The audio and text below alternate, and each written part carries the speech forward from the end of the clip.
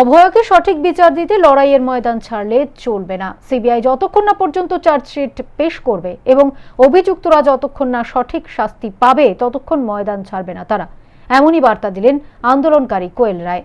আরজি কর ইস্যুতে একটা সময় তোলপাড় হয়েছিল রাজ্য রাজনীতি, দেশের সীমা পেরিয়ে আন্দোলন পৌঁছে যায় বিদেশের মাটিতেও।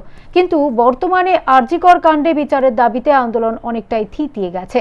এবার ফের এরই পরিপ্রেক্ষিতে শুক্রবার বাঘাযতীন পার্ক থেকে এক পদযাত্রা বের করে দ্য নাইট ইজ আওয়ার্স এবং শিলিগুড়ি সিটিজেন ফর জাস্টিস এর সকল সদস্যা এবং কিশোর কিশোরীরা পদযাত্রা করে হাকিমপাড়ার সিবিআই দপ্তরে অভিযান করেন তারা। আন্দোলনকারী কোয়েল রায়ের প্রশ্ন, এতদিন পেরিয়ে গেলেও এখনো পর্যন্ত চার্জশিট কেন পেশ করতে পারেনি সিবিআই? এর ফলে দোষীরা আইনের চোখে ধুলো দিয়ে বুক ফুলিয়ে বেরিয়ে গেল। এর জন্য তারা এক পাও পিছোবে না আন্দোলন থেকে, এর শেষ দেখে ছাড়বে তারা বলেও জানান তিনি। যা দেখতে পাচ্ছি সবাই হয়তো মনে রাখছেও না, কিন্তু ঠিক আছে, আমাদের কাজটা তো সেই জন্য বন্ধ হয়ে যাবে না। আমরা যে কয়জন এখনো চাই, এখনো কেন, যতদিন না পাবো ততদিন চালিয়ে যাব। কাজকর্মের মধ্যে থেকেই তাদের আসা উচিত প্রত্যেকের। আমি সবাইকে আহ্বান জানাচ্ছি, প্লিজ আসুন।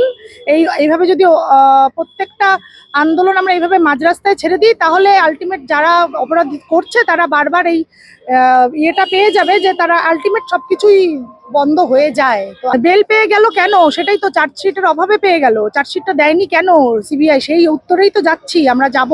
এবং অভিযুক্ত জন্যই তাকে জেলে ভরা হয়েছিল, তথ্য প্রমাণ লোড হয়েছিল, অনেক কিছু। এমনি এমনি তো হয়নি। একটা পোস্টমর্টেম পেতে, একটা ঠিকঠাক রিপোর্ট পেতে এতদিন সময় লেগে যায় আমাদের দেশে, আমাদের রাজ্যে। তো সেই জায়গা থেকে আমি বারবার বলে এসেছি যে আইন ব্যবস্থার উপরে আমার আস্থা আছে, কিন্তু আমার বলাটা মানে আমি কনফিউজড কেন এখন যে আমি সত্যি কি আস্থা রাখবো, সেটা তাদের কাছে প্রশ্ন। এবং সেই জন্যই যাওয়া সিবিআই অফিসে।